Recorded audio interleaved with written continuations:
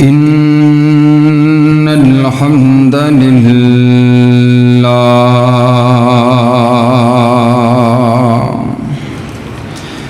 نحمده ونستعينه ونستغفره ونعوذ بالله من شرور أنفسنا ومن سيئات أعمالنا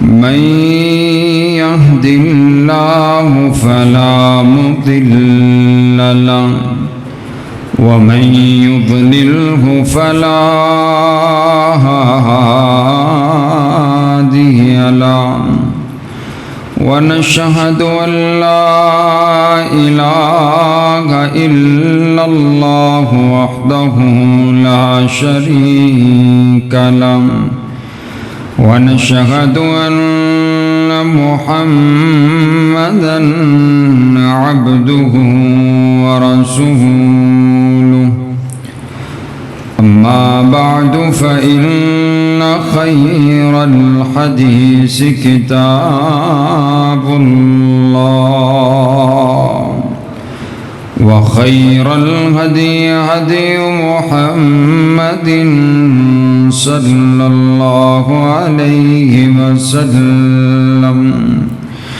وشر الأمور محدثاتها وكل محدثة بدعة وكل بدعة ضلالة وكل ضلالة في النار. أعوذ بالله السميع العليم من الشيطان الرجيم. بسم الله الرحمن الرحيم. يا أيها الذين آمنوا اتقوا الله حق تقاته ولا تموتن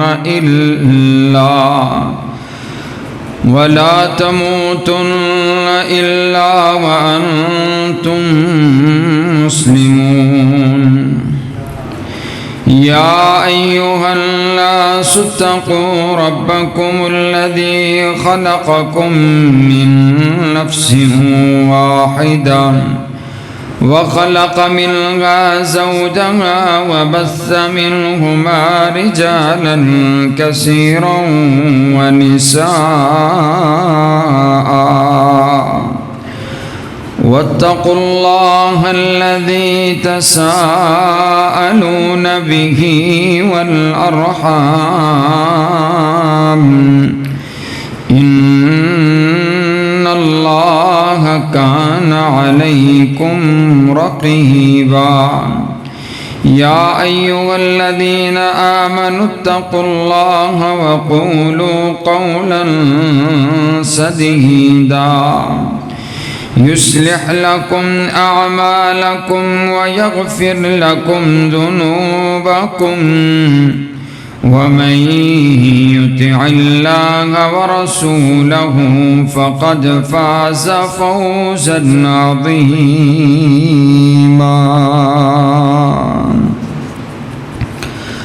اللهم صل على محمد وعلى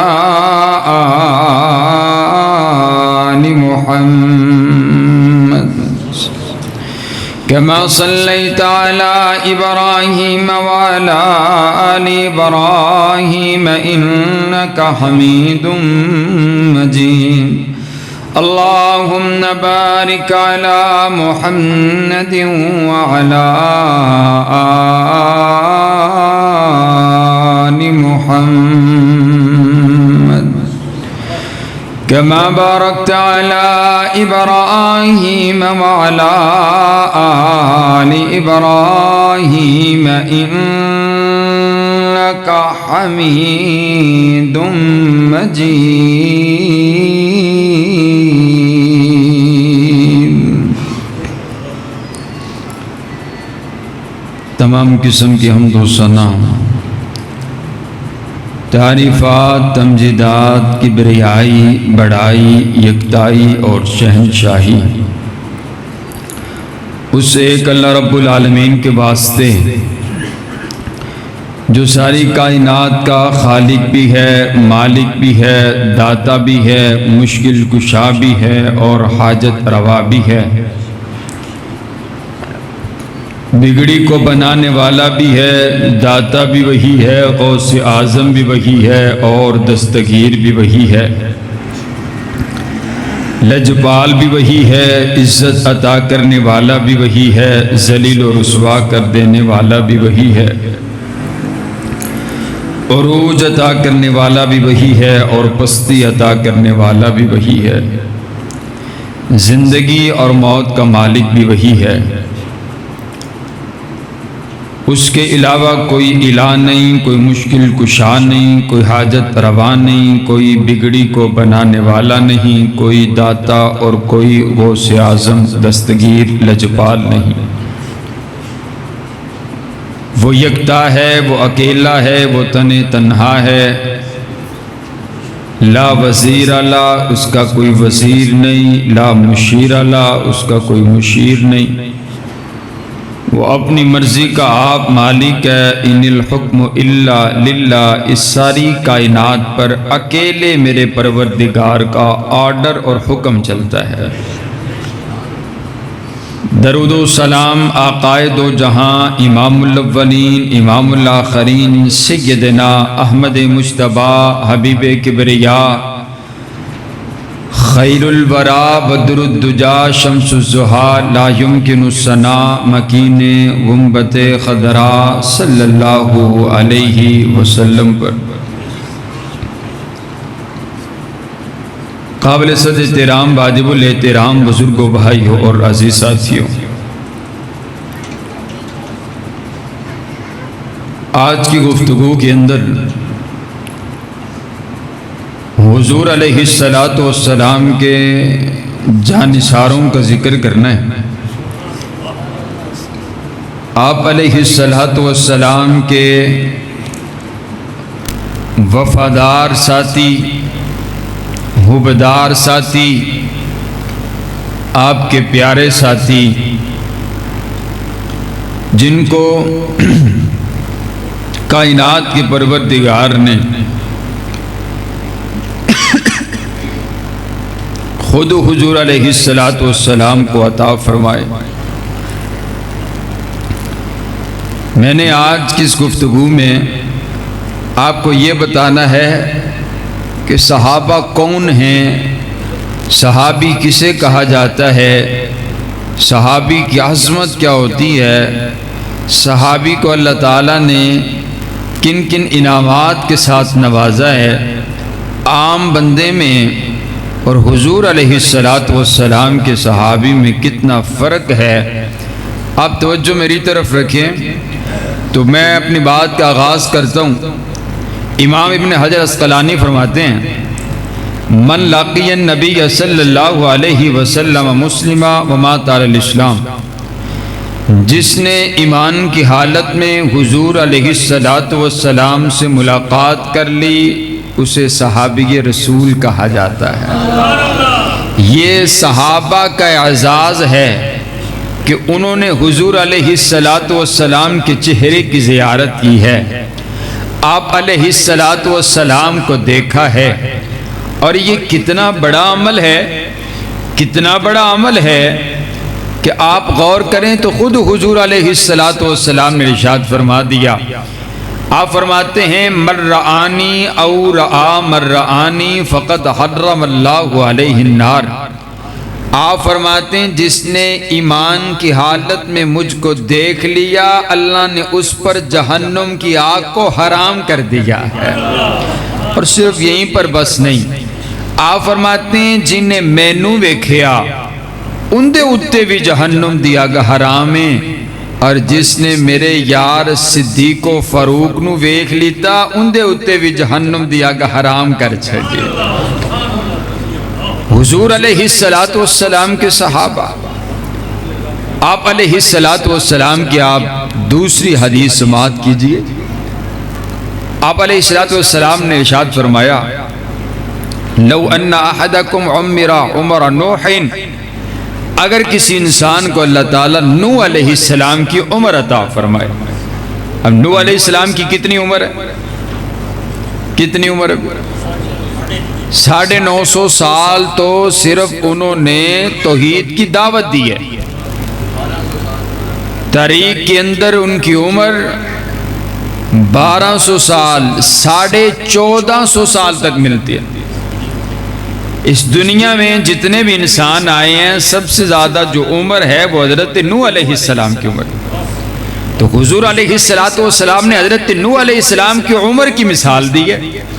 آپ فرماتے ہیں اللہ کسی کو 1450 سال عمر عطا کرے اور وہ 1450 سال تک رب کی عبادت کرتا رہے، سجدے کرتا رہے، نمازیں پڑھتا رہے، روزے رکھتا رہے، عمرہ اور حج ادا کرتا رہے، قرآن کی تلاوت کرتا رہے، اللہ اللہ کی صدائیں لگاتا رہے، تسبیحات کو پڑھتا رہے، 1450 سال تک رب کی عبادت کرتا رہے، اس کے 1450 سال کی عبادت ایک طرف ہے، اور میرے بلال نے جو ایمان کی حالت میں ایک لمحہ میرے چہرے کی زیارت کی ہے، وہ ایک گھڑی جس گھڑی میں حضرت بلال نے حضور علیہ السلام کے مکھڑے کو دیکھا ہے، 1450 سال کی عبادت مل کر کے اس ایک گھڑی کا بھی مقابلہ نہیں کر سکتی ہے۔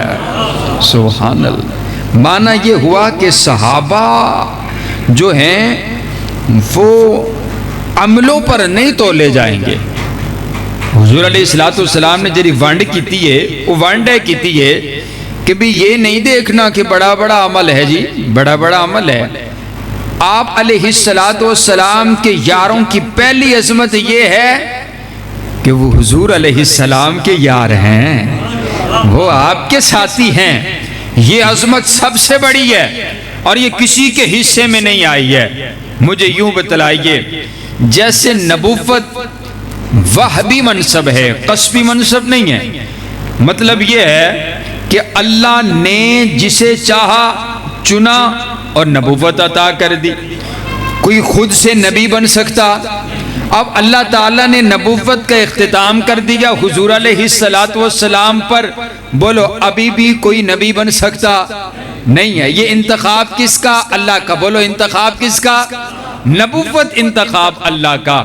اسی طرح جو صحابیت کا منصب ہے یہ بھی قصبی منصب نہیں ہے کہ کوئی انسان یہ چاہے کہ میں چلے کاٹ کر، نمازیں پڑھ کر، روزے رکھ کر کے، بڑی عبادت کر کے تو میں صحابی بن جاؤں۔ بولو بن سکتا؟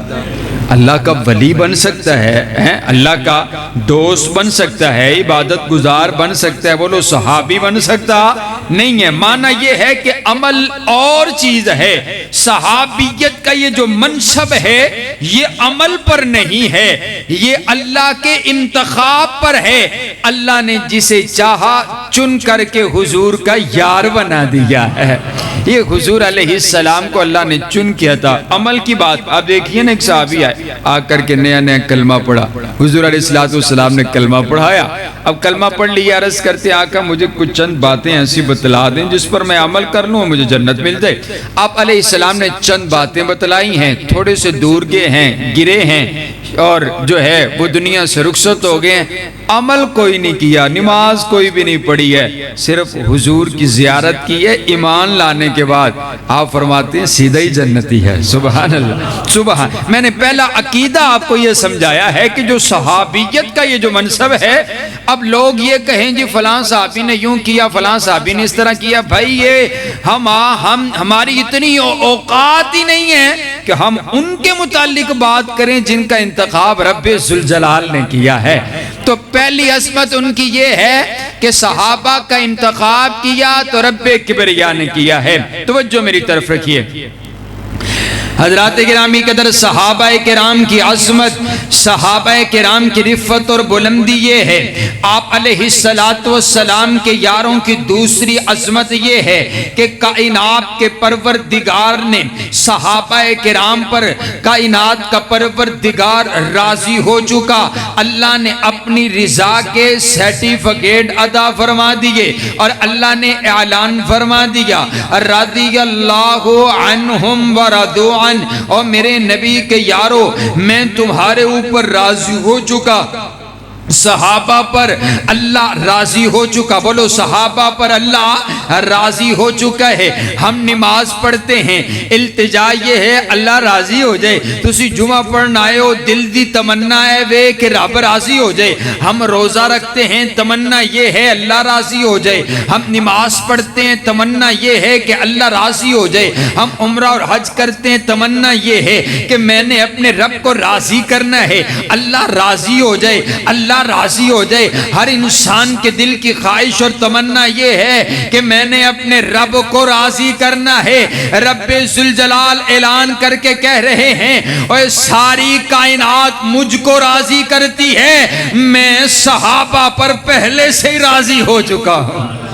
سبحان تسی سبحان توڑی اپنی محبت میری اپنی محبت ہے، توڑا اپنا جنون میرا اپنا جنون ہے، سبحان اللہ ہے۔ کوئی گل توجہ میری طرف رکھیے حضرات گرامی قدر، یہ جو رضا، یہ جو رضی اللہ ہے، آپ بارہا مرتبہ سنتے ہیں نا رضی اللہ عنہم ورضوا عنہ، ہر صحابی کے نام کے بعد آپ رضی اللہ پڑھ، اس کا معنی کیا ہے؟ اس کا معنی رضی اللہ عنہم ورضوا عنہ کہ صحابہ پر اللہ راضی ہو چکا ہے اور صحابہ اپنے رب پر راضی ہو چکے ہیں۔ یہ دو انعام ہیں، ایک انعام بولو نہیں ہے، یہ دو انعام ہیں۔ ایک یہ انعام ہے کہ اللہ صحابہ پر راضی ہو چکا ہے، یہ بھی بہت بڑا انعام ہے، لیکن یارو وہ تو بڑا رحیم کریم بادشاہ ہے، اس کو جب کوئی مناتا ہے، کوئی گناہگار خطاکار سیاکار اس کے دربار میں آ کر کے حاضر ہوتا ہے، آ کر کے التجا کرتے ربا میں گناہگار، میرے کو لو غلطی ہو گئی ہے، میرے کو لو کوتاہی ہو گئی ہے، اللہ معاف کر دے، راضی ہو جا۔ تے اللہ آخ دے نے صرف اپنے بندے نو معاف نہیں کیتا، اس تے گناہاں نو نیکیاں وچ تبدیل کر چھڑیے، میں راضی ہو گیا، میرے بندے نے مینوں منا لیتے۔ اللہ بڑی چھیتی مان جاندے، اللہ بڑی چھیتی راضی ہو جاندے۔ یہ جو پہلا انعام ہے نا اللہ راضی ہو جاتا ہے، اللہ بڑا مہربان ہے۔ لیکن حضرات گرامی قدر یہ جو دوسرا انعام ہے کہ صحابہ اپنے رب پر راضی ہیں، یہ بہت بڑا انعام ہے کہ اللہ کی رضا پہ راضی ہو جانا۔ ویکھو نا آج ساڑھے کو لو کیری شے جری موجود کوئی نہیں ہے، لیکن پوچھیا جاوے نا چودھری صاحب دسو کیویں دے حالات گزر رہے نے، وہ 10 شکوے کر کے بتلائے گا۔ کھانے کو کچھ نہیں، پینے کو کچھ نہیں، ملک کے حالات اچھے نہیں ہے، کیا کریں، انداز درست نہیں، معاملات درست نہیں، پریشانی، بیماریاں، کئی شکوے کر کر کے دکھلائے گا۔ ہم راضی کوئی نہیں، کیڑا انعام ہے جرا اللہ نے ساڑھے اٹھے کوئی نہیں کیتے۔ ہم نیند رات کو سوتے ہیں، میٹھی نیند سوتے ہیں، صبح اللہ جگاتا ہے، صبح اللہ اٹھاتا ہے۔ اللہ نے ایمان کی دولت عطا فرمائی ہے، اللہ نے دیکھنے کے لیے آنکھوں کا نور عطا فرمائے، اللہ نے بولنے کے لیے زبان عطا فرمائی ہے، اللہ نے پکڑنے کے لیے ہاتھ عطا فرمائے، اللہ نے دھڑکنے کے لیے دل عطا فرمائے، اللہ نے چلنے کے لیے پاؤں عطا فرمائے، اللہ نے حسن عطا فرمائے، جمال عطا فرمائے، اللہ نے جوانی عطا فرمائی ہے، طاقت عطا فرمائی ہے۔ اور کیری شے جری اللہ نے سانو عطا نہیں کی تھی، لیکن اسی پھر بھی راضی کوئی نہیں ہے۔ لیکن صحابہ کی آپ زندگی کو دیکھیے، صحابہ کرام کے پاس ایک وقت کا کھانا موجود ہے، دوسرے وقت کا کھانا نہیں ہے، پھر بھی صحابہ کہتے ہیں اے اللہ ہم تیری رضا پہ راضی ہو چکے ہیں۔ بدر کا میدان سجا، لڑنے کے لیے پہنچے ہیں تو پاس لڑنے کے لیے تلواریں موجود نہیں ہے، پھر بھی کہا ربا ہم تیری رضا پر راضی ہیں۔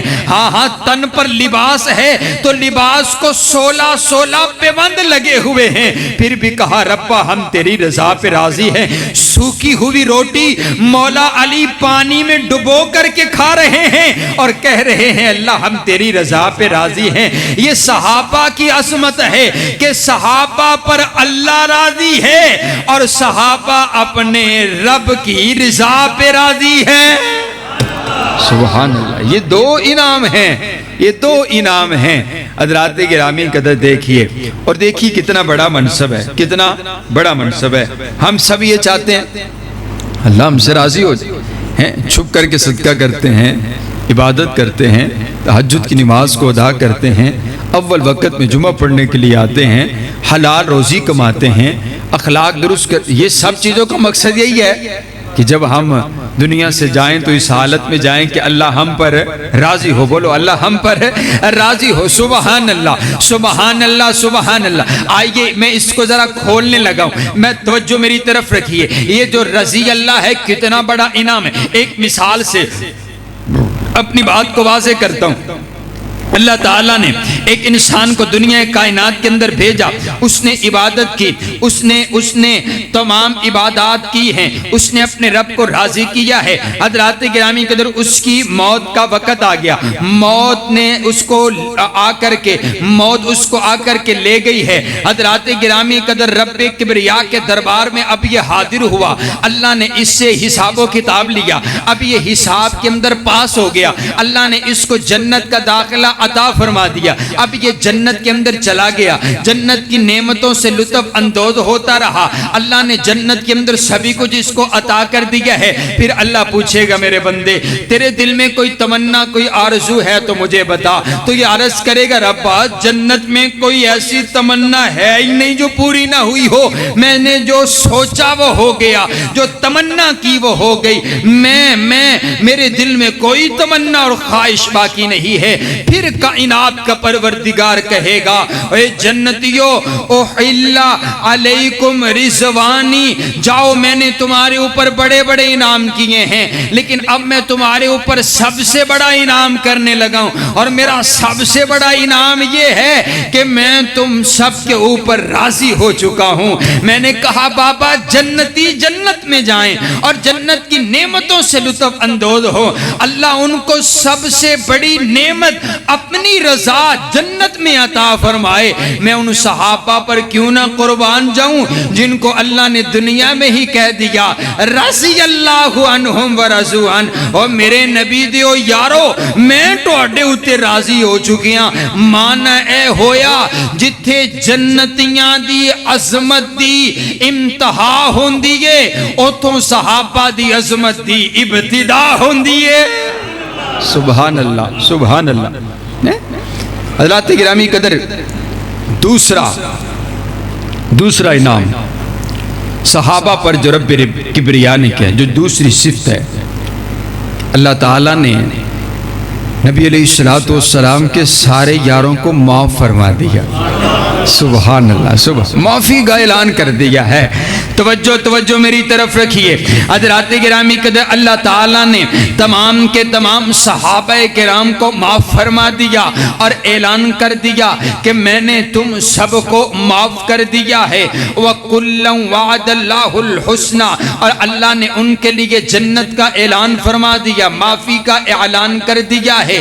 اب توجہ میری طرف رکھیے گا۔ حضرات گرامی قدر ہم جو مرضی کریں، جتنے مرضی اعمال کریں، جتنی بڑی عبادت کریں، یہ علم کوئی نہیں اللہ نے معاف کیا ہے کہ نہیں کیا، وہ تو رب کبریا کی ذات ہی جانتی ہے۔ لیکن کائنات کے اندر یہ صحابہ کرام کی ہستیاں ہیں جن کو اللہ نے دنیا میں ہی بتا دیا ہے کہ میں نے تم سب کو معاف کر دیا، میں نے تم سب کو معاف کر دیا ہے۔ حضرات گرامی قدر حضرت حاتم ابی بلتا انہوں نے چٹھی لکھ دی ہے مکہ کی طرف، مشرکین مکہ کی طرف، کفار کی طرف، انہوں نے چٹھی خط کو بھیج دیا ہے۔ آپ علیہ السلام کو معلوم پڑا، اب یہ خط پکڑا گیا ہے حضور علیہ السلام کا صحابی ہے، آپ علیہ السلام کا کلمہ پڑھنے والا ہے، لیکن انہوں نے خبر پہنچا دی، خبر مجاہدین کی خبر کفار تلک چھپ کر کے پہنچا دی ہے۔ حضور حضور علیہ السلام نے اب خدمت میں آپ کی حاضر ہو چکا ہے۔ حضرت فاروق اعظم عرض کرتے ہیں آقا آپ مجھے اجازت دیں تو میں ان کا سر تن سے جدا کر دیتا ہوں۔ آپ فرماتے ہو نہیں عمر تو نہیں جانتا ہے، حاتم بدری صحابی ہے، بدری صحابی ہے، اور یہ جو بدر والے ہیں نا ان کی عظمت ہی نرالی ہے، ان کی شان ہی نرالی ہے۔ حضرات گرامی قدر جب بدر کے میدان میں صحابہ نے یہ نہیں دیکھا ہمارے پاس تیر ہے کہ نہیں ہے، تلوار ہے کہ نہیں ہے، نیزہ ہے کہ نہیں ہے، ڈھال ہے کہ نہیں ہے، چند بوڑھے ہیں، چند بچے اور چند نوجوان ہیں، 313 ہیں، سامنے 1000 کا لشکر ہے۔ جب میدان بدر سجنے لگا ہے حضرات گرامی قدر صحابہ نے کھجوروں کی ٹہنیاں پکڑی ہوئی ہیں اور لڑنے کے لیے آپ ذرا تصور تو کیجئے نا کہ آج کے دور کے اندر بھی سامنے سے گولیاں چل رہی ہو اور کوئی بندہ یوں ٹہنی پکڑ کر کے سوٹی پکڑ کے لڑنے کے لیے جا رہا ہو، لوگ یہ آکھیں گے اور سیانہ بیانہ بندہ ہے، آپ کو پتہ نہیں ہے سامنے تلواریں چل رہی ہیں، سامنے گولیاں چل رہی ہیں، گردنیں اتر رہی ہیں، خون بہ رہا ہے اور تم ایک چھڑی پکڑ کر کے میدان میں اتر پڑے ہو۔ میں نے کہا بابا یہ کوئی عام لوگ نہیں ہیں، یہ میرے نبی کے سکھائے ہوئے ہیں، یہ میرے نبی کے پڑھائے ہوئے ہیں، یہ میرے نبی کی یونیورسٹی کے طالب علم ہیں، اور یہ میرے نبی کے شاگرد ہیں، اور میرے نبی دے یار نے، اور یاراں دے وچ بھی تے فرق ہوندے ہے نا، کچھ یار بے وفا ہوندے نے، کچھ یار با وفا ہوندے نے۔ حضرات گرامی قدر وہ کہا تھا نا آئیے لڑیے لڑنا ہے، تو صحابہ نے کہہ دیا انتا وربک فقاتلا، حضرت موسیٰ علیہ السلام کو آپ لڑیے، آپ کا رب لڑے، ہم نہیں لڑتے، ہم لڑنے والوں میں سے نہیں ہیں، جب فتح ہو جائے تو بتا دیجئے گا، ہم بیٹھ کر کے وہاں پر آ جائیں گے۔ حضرات گرامی قدر لیکن یہ میرے نبی کے یار ہیں، یہ میرے نبی کے صحابہ ہیں، یہ میرے نبی کے شاگرد ہیں، انہوں نے یہ نہیں دیکھا کہ ہماری گردنیں کٹ جائیں گی۔ کہا آقا ہم نے تو جان ہی آپ کے ہاتھ کے اوپر قربان کر ڈالی ہے، آپ اشارہ بتلائیے بس لڑنا کہاں پر ہے، جان دینی کہاں پر ہے۔ حضرات گرامی قدر پھر ایک صحابی بیان کرتے ہیں کہ میں نے ہاتھ کے اندر ٹہنی پکڑی ہوئی ہے اور جب میدان بدر میں میں اترا، جب میں چلانے لگا تو وہ کھجور کی ٹہنی تھی، جب چلی تو تلوار بن چکی تھی اور کافر کی گردن کو اتار چکی تھی۔ اللہ نے جب یہ انداز صحابہ کرام کا دیکھا، اللہ نے بھی اعلان کر دیا او فرشتو ذرا پہنو ذرا تم بھی مجاہدین کا لباس پہنو اور اتر پڑو میدان بدر کے اندر۔ اللہ نے فرشتوں کو ذرا پہنا کر کے میدان بدر میں اتار دیا ہے۔ پھر صحابہ بیان کرتے ہم نے دیکھا ابھی تلوار ہماری چلتی نہیں تھی، گردن پہلے تن سے جدا ہو جاتی تھی، فرشتے صحابہ کے ساتھ مل کر کے لڑ رہے ہیں۔ حضرات گرامی قدر صحابہ کا جب یہ انداز رب کبریا نے دیکھا، حضور فرماتے ہیں اللہ نے عرشوں سے بدر والوں کو جھانک کر کے دیکھا، جھانک کر کے دیکھا اور اعلان کر کے کہا اعملوا ما شئتم فقد غفرت لکم۔ او میرے نبی دیو یارو تسی اج تو بعد جو کچھ مرضی کرو میں جنت توڑے نہ کر چھڑیے۔ اعملوا ما شئتم، سبحان اللہ، سبحان اللہ کی رضا صحابہ کرام پر اللہ تعالیٰ نے اعلان کر دیا ہے۔ پھر جو بھی بدری صحابی جن سے غلطی ہوئی نا تو حضور علیہ السلام نے ان کو سزا نہیں دی ہے، کہا یہ بدری ہے، ان کے لیے اللہ نے معافی کا اعلان کر دیا ہے۔ سبحان اللہ، سبحان اللہ۔ حضرات گرامی قدر آئیے آپ توجہ میری طرف رکھیے۔ ہاں چوتھا اعلان، چوتھا وصف صحابہ کرام کا یہ ہے کہ صحابہ کرام کا امتحان رب کبریا نے لیا ہے۔ آج جب اسٹوڈنٹ پڑھ لیتے ہیں اور اور پھر ان کے امتحان کا وقت آتا ہے تو پھر جتنی بڑی کلاس ہوا کرتی ہے اتنا بڑا ممتحن آتا ہے، اتنا بڑا استاد آتا ہے ٹیسٹ لینے کے لیے، اور اتنے بڑے ٹیچر کو بلایا جاتا ہے۔ حضرات گرامی قدر یہ یونیورسٹی میرے نبی کی استاد خود رسول اللہ ہیں اور ممتحن خود رب ذوالجلال ہیں۔ حضرات گرامی قدر امتحان لیا اور کیا کہا؟ اولئک الذین امتحن اللہ قلوبہم للتقوی، رب کبریا نے ان کے دلوں کا امتحان لیا، ان کے دلوں میں تقوی کو پا لیا ہے۔ پھر رب کبریا نے ڈگری دی ان کو۔ ڈگری کون سی دی ہے؟ وَأُولَئِكَ كَتَبَ فِي قُلُوبِهِمُ الْإِيمَانَ، رب ذوالجلال نے ان کے دلوں پر ایمان کو لکھ ڈالا ہے، ان کے دلوں پر ایمان کو نقش کر دیا ہے۔ یہ جو کاتبہ، اس کا معنی یہ ہے اللہ کہتے ہیں میں نے خود لکھ دیا۔ اے اللہ کسی سے لکھوا لیا جاتا، جبریل کو آرڈر کر دیا جاتا، حضور علیہ السلام کو کہہ دیا جاتا۔ اللہ کہتے ہیں نہیں میں نے خود ان کے دلوں پر ایمان نقش کر دیا ہے۔ مجھے معلوم ہے، میں تو سارے زمانوں کو جانتا ہوں، مجھے معلوم ہے بعد میں آنے والے کچھ یہ بھی کہیں گے نہیں وہ تو ایمان والے ہی نہیں تھے، وہ تو بے ایمان تھے۔ اللہ کہتے ہیں اولئک کتب فی قلوبہم الایمان، اور صحابہ کو بے ایمان کہنے والوں، صحابہ کے دلوں پر ایمان میں نے خود نقش کر دیا ہے۔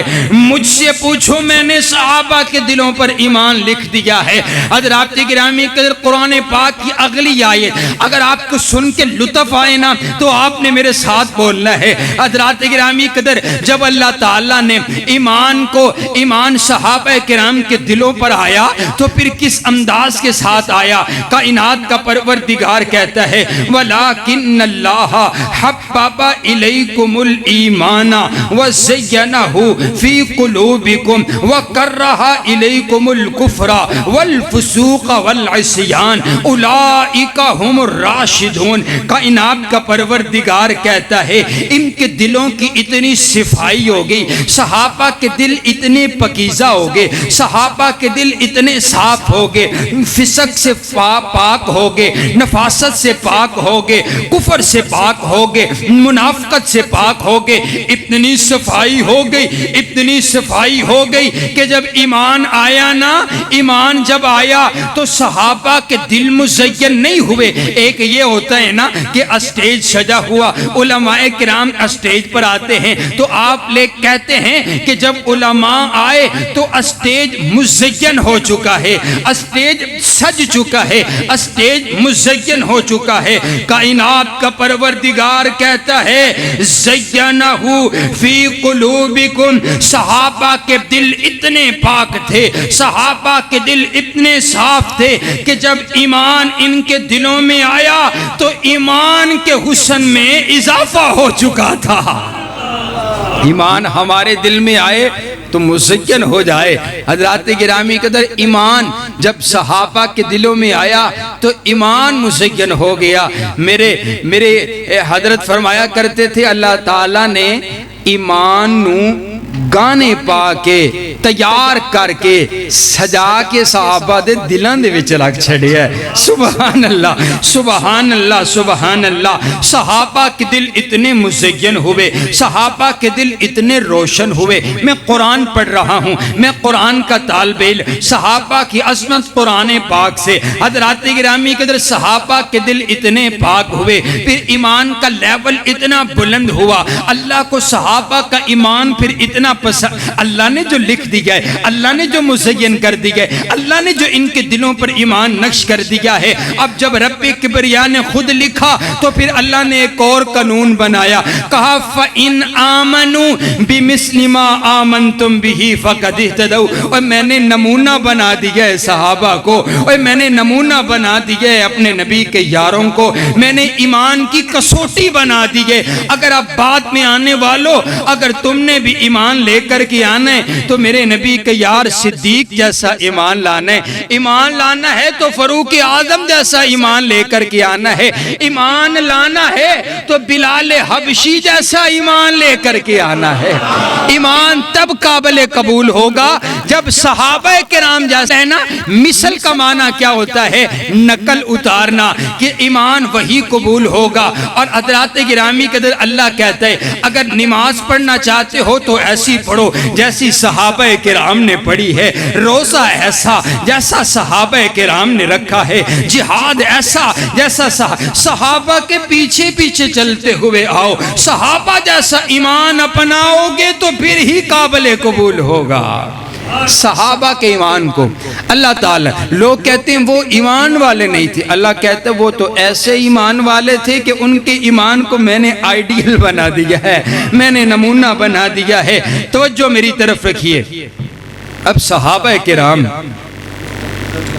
رضی اللہ تعالیٰ عنہم اجمعین، ان کو اتنی عظمت، اور میں قرآن پڑھوں تو قرآن پاک کے اندر کائنات کے پروردگار نے جب حضور علیہ السلام کی نبوت کا اعلان فرمایا نا تو ساتھ صحابہ کرام کا تذکرہ کیا۔ قال اللہ تبارک و تعالی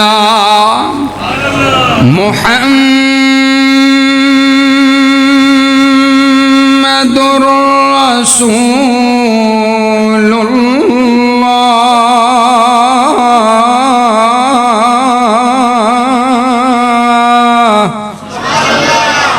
والذین معه اشداء علی الکفار رحماء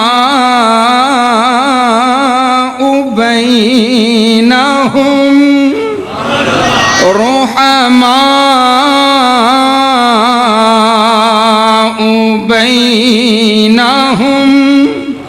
بولو نا سبحان اللہ۔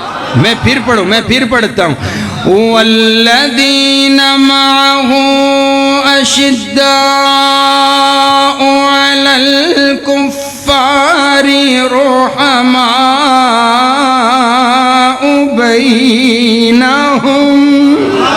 سبحان اللہ سبحان اللہ۔ اب اس آیت کا آپ نے لطف لینا ہے کہ اللہ نے اس آیت میں صحابہ کی تعریف کر کے کمال کر دیا۔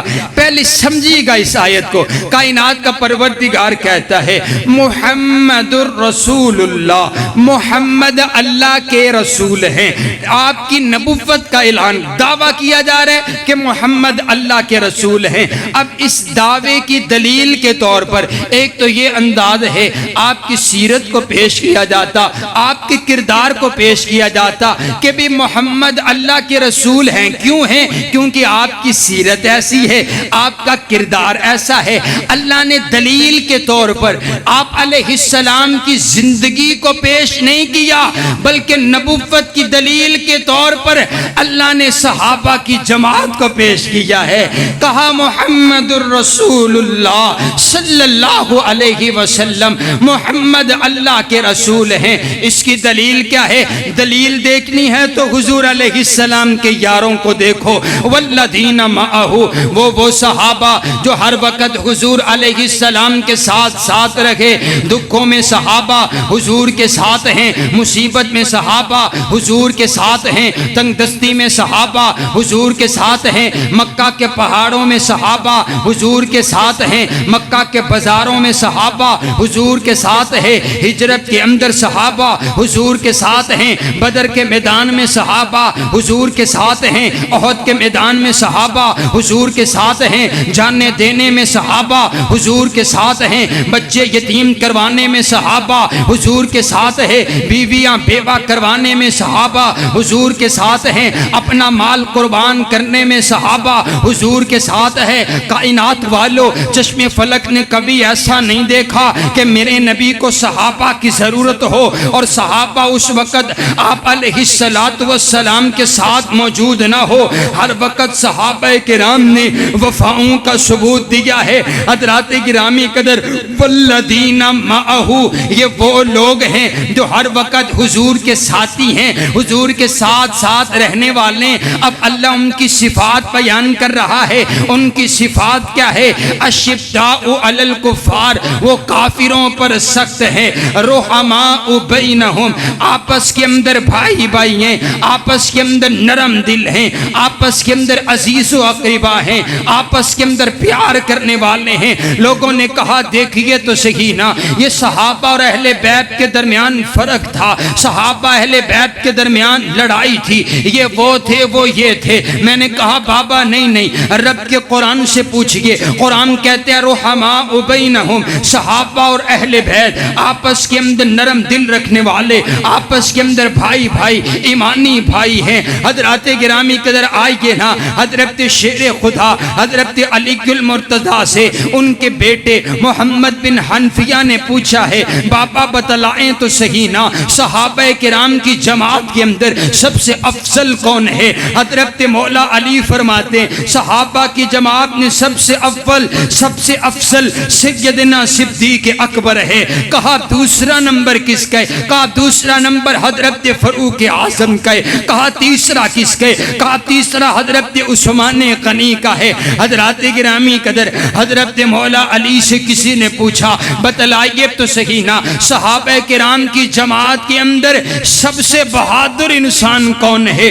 حضرت مولا علی فرماتے ہیں مجھے لوگ شیر خدا کہتے ہیں، لیکن صحابہ کی جماعت کے اندر سب سے بہادر حضرت سیدنا صدیق اکبر ہیں۔ حضرت ابو بکر نے اس وقت بہادری کا مظاہرہ کیا ہے جب کوئی حضور علیہ السلام کا ساتھ دینے والا نہیں تھا۔ مکہ کے چوک کے اندر حضور علیہ السلام کو ناپاک اور نجس لوگ، کفار لوگ مار رہے ہیں۔ حضرت صدیق اکبر بھاگتے ہوئے گئے اور جا کر کے ان سب کو پیچھے ہٹاتے ہوئے اعلان کر کے کہا اتقتلون رجلا ان یقول ربی اللہ، تم اس شخص کو مارتے ہو جو یہ کہتا ہے کہ میرا رب ایک اللہ، جس کا اور کوئی جرم نہیں ہے، بس وہ یہ کہتا ہے کہ میرا رب ایک اللہ، تم اس کو مارتے ہو۔ اور پھر انداز دیکھیے حضرت صدیق اکبر کا، پہلے نیچے حضور علیہ السلام تھے، اوپر کفار تھے، کفار مار رہے تھے۔ حضرت صدیق اکبر جا کر کے میرے پاک پیغمبر علیہ السلام کے جسم اطہر کے اوپر اپنا جسم رکھ دیا ہے کہ اب مار حضور کے جسم اطہر پر نہیں لگے گی، غلام ابو بکر کو لگے گی، میرا جسم آقا کے لیے حاضر ہے۔ پھر اتنی مار پڑی ہے، اتنی مار پڑی ہے، حضرت صدیق اکبر بے ہوش ہو گئے ہیں۔ قبیلے والے آ گئے ہیں، آ کر کے اٹھا کر کے لے گئے ہیں۔ قبیلے والے بڑے غصے کے اندر ہے، ہم پوچھیں گے کون ہے، کس نے مارا ہے؟ ایک قبیلے والے دوسرے قبیلے والوں کے ساتھ مقابلہ کریں گے، ابو بکر کا بدلہ لیں گے۔ ابو بکر کو کسی نے ہاتھ لگائے تو کیسے لگائے؟ آپ کے ہوش میں آنے کا انتظار کر رہے ہیں۔ قبیلے والے برادری والے بیٹھے ہوئے ہیں۔ صدیق اکبر اٹھیں گے، ہم ان سے پوچھیں گے کس کس نے مارا ہے، ہم جا کر کے بدلہ لیں گے۔ حضرت صدیق اکبر اٹھے ہیں، انہوں نے سوال کیا کس نے مارا، کیسے ہوا، کیا ہوا؟ حضرت صدیق اکبر کے لب ہلے ہیں، آپ کے لبوں پر نام آیا ہے تو سب سے پہلے حضور کا نام آیا ہے۔ کہا برادری والوں چھوڑو ساری باتیں، پہلے مجھے یہ بتاؤ میرے نبی کا کیا حال ہے، میرے آقا کی طبیعت کیسی ہے؟ یہ میرے نبی کے یار حضرت صدیق اکبر ہے۔ مولا علی فرماتے ہیں سب سے بڑا بہادر اگر صحابہ کی جماعت میں اگر کوئی ہے تو وہ حضرت سیدنا صدیق اکبر ہے۔ رحماء، بولو رحماء، یہ آپس کے اندر تعریف کر رہے ہیں۔ مولا علی حضرت صدیق اکبر کی عظمت کو بیان کر رہے ہیں اور آپ انداز دیکھیے انداز. حضرات گرامی قدر حضرت امام زین العابدین سے کسی نے پوچھا نا امام صاحب بتلائیں تو صحیح نا کیا یہ جو تلوار ہے اس تلوار کے اوپر نقش و نگار بنانا جائز ہے درست ہے؟ آپ فرماتے ہیں بالکل درست ہے. کہا اس کی دلیل کیا ہے؟ کہا دلیل یہ ہے کہ حضرت ابو بکر نے اپنی تلوار کے اوپر نقش و نگار بنائے ہوئے تھے. وہ کہنے لگا آپ بھی ابو بکر کو صدیق مانتے ہیں؟ کہا نعم ہوا صدیق میں بھی حضرت ابو بکر کو صدیق مانتا ہوں. آئیے حضرات گرامی قدر میں نے کہا بابا ہم حضرت ابو بکر کو اپنا امام اس وجہ سے مانتے ہیں کیونکہ اہل بیت نے حضرت صدیق اکبر کو اپنا امام مانا ہے. آپ کہیں گے دلیل کیا ہے؟ تو دلیل دیکھیے حضرت سیدہ فاطمہ الزہرا کا جنازہ پڑا ہوا ہے, حضرت مولا علی کھڑے ہوئے, حضرت صدیق اکبر بھی موجود ہے. امامت کا وقت آیا ہے, جنازہ پڑھانے کا وقت آیا ہے. حضرت مولا علی نے حضرت صدیق اکبر کا ہاتھ پکڑا, مصلی پہ کھڑا کیا, کہا امامت کروائیے. کہا آپ کی اہلیہ ہے, آپ جنازہ پڑھا لیجئے. آپ عرض کرتے ہیں جس قوم کے اندر ابو بکر موجود ہو کسی کے لیے یہ جائز ہی نہیں ہے کہ آگے بڑھ کر کے امامت کروا سکے. حضرت سیدہ فاطمہ الزہرا رضی اللہ تعالیٰ عنہ کا جنازہ پڑھایا تو کس نے؟ حضرت صدیق اکبر نے. تو قرآن کیا کہتا ہے؟ رحماء, اونچی بولو رحماء, پھر بولو رحماء بینہم, یہ آپس کے اندر بھائی بھائی محبت کا انداز ہے. حضرات گرامی قدر رحماء بینہم تراہم رکعن سجدا, کائنات کا شہنشاہ کہتا ہے جب تم ان کو دیکھو گے نا صحابہ کو, کبھی تمہیں وہ رکوع میں نظر آئیں گے, کبھی وہ تمہیں سجدے میں نظر آئیں گے. تراہم رکعن سجدین یبتغون فضلا من اللہ ورضوانا, اور یہ جو ان کے سجدے ہیں نا, یہ جو ان کی عبادت ہے یہ کسی اور کو دکھانے کے لیے نہیں ہے, یہ صرف میری رضا کے لیے ہے. یہ سجدے کرتے ہیں تو رب کو راضی کرنے کے لیے کرتے ہیں. اللہ صحابہ کی عظمت کو بیان کر رہا ہے. تراہم رکعن سجدا یبتغون فضلا من اللہ ورضوانا سیماہم فی وجوہہم من اثر السجود, جب تم ان کے چہروں کو دیکھو گے نا تو تمہیں ان کے چہروں پر عبادت کے اثرات نظر آئیں گے, ان کے چہروں پر نماز کے اثرات نظر آئیں گے, ان کے چہروں پر سجدوں کے اثرات نظر آئیں گے. اوے میں آخنا ہوننا آج تسی کسی نیک شخصیت نو ویکھ دیو تے تسی آکھ دیو ویکھو تے صحیح نا اس جب چہرے دے اتے کتنا نور رب دا ولی لگ دے, کیسی خوبصورتی اور کیسی تمانیت اور کیسی خوبصورتی ان کے چہرے پر ہے, یہ تو رب کے ولی نظر آتے ہیں. میں نے کہا بابا آج کا شخص کوئی عبادت کرے تو اس کی عبادت کے اثرات اس کے چہرے پر نظر آتے ہیں, وہ نور اس کے چہرے پر نمایاں ہوتا ہے. ان صحابہ نے کتنی عبادت کی ہوگی جن کے نور کا تذکرہ خود رب کبریا کر رہا ہے کہ جب تم ان کو دیکھو گے ان کے چہروں پر, اور مینو ایویں آکھن دیو اللہ آکھ دے جدو ابو بکر نو ویکھو گے ابو بکر دے چہرے دے اتے سجدوں کے اثرات نظر آئیں گے, عمر کو دیکھو گے عمر کے چہرے کے اوپر عبادت کے اثرات نظر آئیں گے. اور حضرات گرامی قدر اللہ کی زمین کے اوپر صحابہ کرام نے عبادت کرنے کا حق ادا کر دیا ہے.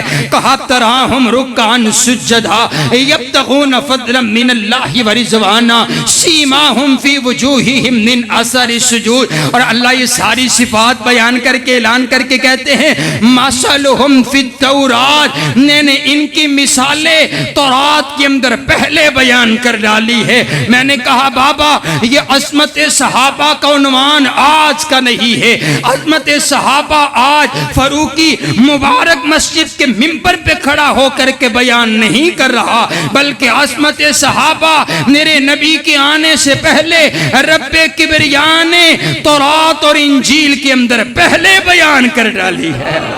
سبحان اللہ سبحان اللہ. تورات صحابہ کی عظمت کو بیان کرتی ہے، انجیل صحابہ کی عظمت کو بیان کرتی ہے۔ آئیے حضرات گرامی قدر، اب یہ جو کردار ہے، یہ جو صحابہ کی عظمت ہے، اس کی وجہ کیا ہے؟ اللہ نے اتنی عظمت کیوں عطا فرمائی ہے؟ آئیے دو مثالیں دے کے بات ختم کرتا ہوں حضرات گرامی قدر۔ اس کی وجہ اللہ نے قرآن میں بیان کی ہے۔ قرآن کہتا ہے انما كان قول المؤمنين اذا دعوا الى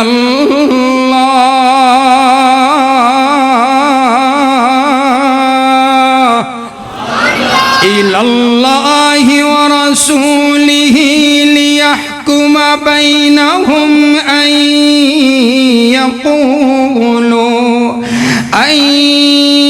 يقولوا سمعنا وأطعنا۔ سبحان اللہ۔ اللہ کہتے ہیں یہ صحابہ کی عظمت نرالی ہے، یہ صحابہ کا کردار نرالا ہے۔ جب بھی اللہ اور اس کے رسول کا حکم سنتے ہیں فوری کہتے ہیں اطعنا، سمعنا و اطعنا، ہم نے مان لیا، ہم نے مان لیا۔ اطاعت سوچتے نہیں ہے، کیا اللہ کا حکم آیا تو فوری مان لیا ہے۔ آئیے حضرات گرامی قدر مثال دینے چاہتا ہوں۔ حضرت سیدنا صدیق اکبر رضی اللہ تعالی عنہ نے پابندی لگا دی۔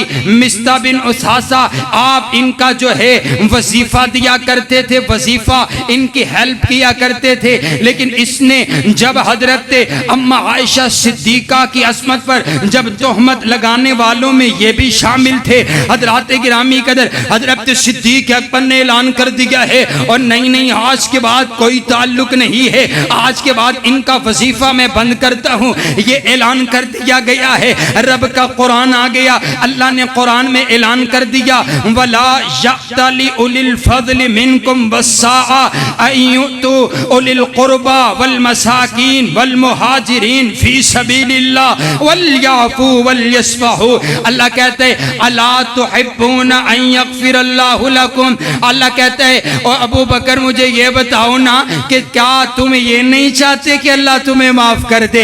اگر یہ چاہتے ہو کہ اللہ تمہیں معاف کر دے تو پھر مصطح کو بھی معاف کر دیا جائے، ان کو بھی معاف کر دو اور ان کے وظیفے کو جاری کر دیا جائے۔ حضرات گرامی قدر ایمان دیکھیے گا، سمینا و اطانا کا انداز دیکھیے گا۔ حضرت صدیق اکبر نے یہ نہیں کہا میں بھی قبیلے والا ہوں، میں بھی برادری والا ہوں، میں نے برادری میں اعلان کیا ہے، میری بیٹی کے اوپر اس نے تہمت لگائی، میں نے برادری میں اعلان کیا کہ میں اس کا وظیفہ ختم کر دیتا ہوں، لیکن اب میری عزت کا کیا بنے گا؟ لوگ کیا کہیں گے؟ پہلے بات اور کی ہے اب اور کر دی ہے۔ حضرات گرامی قدر جیسے ہی قرآن کی آیت نازل ہوئی ہے حضرت صدیق اکبر نے یہی کہا سمعنا و اطعنا، فوری اس کو معاف کر دیا ہے۔ حضرات گرامی قدر یہ انداز صحابہ کرام کا انداز ہے۔ آپ دیکھیے نا قرآن کی آیت نازل ہوئی ہے یا ایھا النبی قل لازواجک وبناتک ونساء المؤمنین یدنین علیہن من جلابیبہن۔ اعلان ہو گیا پردے کا اعلان ہو گیا ہے کہ آج کے بعد بغیر پردے کے باہر نہیں جانا ہے۔ حضرات گرامی قدر انصار عورتیں جو ہیں، انصاریہ جو عورتیں ہیں، انہوں نے ساری رات جاگتے ہوئے، ساری رات لگا کر کے پاس کپڑا موجود نہیں ہے، ساری رات ٹکڑے جوڑتے رہی ہیں، صبح فجر کی نماز پڑھی ہے تو پردے کی حالت کے اندر پڑھی ہے۔ یہ آپ کا اور میرا انداز ہے نا، ہم 20 سال سے قرآن سن رہے ہیں، 20 سال سے حدیث مصطفیٰ سن رہے ہیں، لیکن ہم نے سود نہیں چھوڑا، ہم نے جھوٹ نہیں چھوڑا، ہم نے جو ہے وہ گناہوں کی دلدل سے نکلے کوئی نہیں ہے، قرآن ہم پر اثر کوئی نہیں کرتا۔ ہم حدیث مصطفیٰ سننے کے بعد بھی چلو سوچیں گے، برادری کو بھی دیکھنا پڑتا ہے۔ مولوی صاحب تسی تے آنکھ دینا ہوندے، ساڈی اپنی بھی تے کوئی کو ساڈا بھی تے نک لگنا ہوندے، ساڈی کوئی برادری ہے، ساڈا بڑوں کا بھی کوئی تو انداز ہے۔ ہم نے سبھی کو دیکھا، بعد میں حدیث مصطفیٰ کو دیکھا ہے۔ صحابہ کو اللہ نے عصمت اس وجہ سے عطا کی ہے کہ صحابہ کرام نے حدیث مصطفیٰ پر اپنا سبھی کچھ قربان کر دیا ہے۔ آئیے اگر ہم بھی عزت اور عظمت چاہتے ہیں تو ہمیں بھی سمعنا و اطعنا سن کر کے عمل کرنا پڑے گا۔ جو عمل کرے گا اللہ اس پہ راضی ہو جائے گا۔ کائنات کا پروردگار آپ کا اور میرا حامی و ناصر ہو۔ وآخر دعوانا